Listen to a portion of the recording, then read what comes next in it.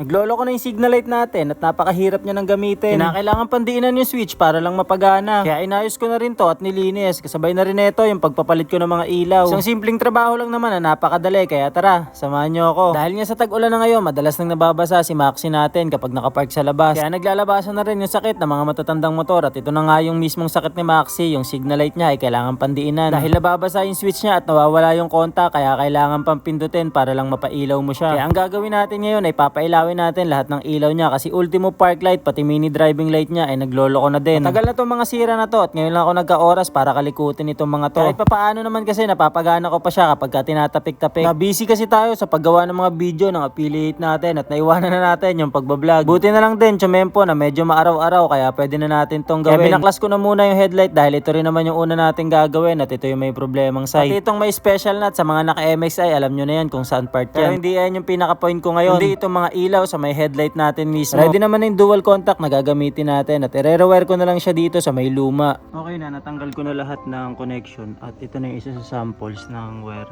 nito, yung luma. Same pa din naman yung ikakabit ko. Ang kaso nga lang, may nakita akong problema. Kagaya niya, ang hirap bunutin. Hindi na siya swak doon. Lalo na to, ang hirap bunutin kasi tignan nyo. Nasunog ng sarili niyang ilaw sa sobrang lakas niya. Yung plastic, hindi ginaya. Yan, ito rin, okay na.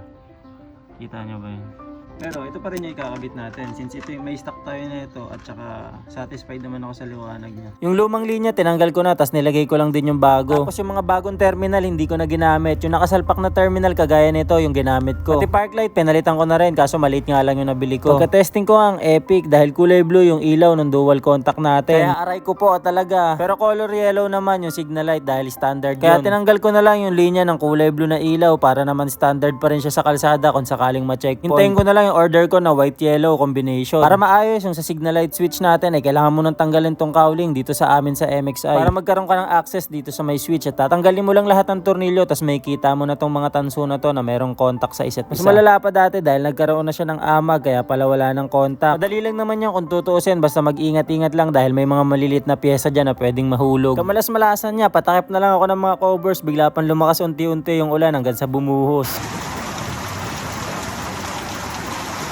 Basta yung gamit ko pero parte yan, kaya gumawa na lang din ako habang nakapayong dahil mahina na lang din naman yung ulan. Para din matapos na dahil wala na rin naman masisira dyan, konti na lang exposed, battery na lang ata. Tapos kinuberan ko na rin para all goods na. Then inisprayan ko na lang din ng tubig para mawala yung mga tubig ulan at kapag natuyo okay at walang acid rain marks. Sabay nilagyan ko na ng kumot at payong, baka magkasakit. Wait lang guys, hindi pa umabot ng 3 minutes yung video. Dagdag ko lang to para umabot.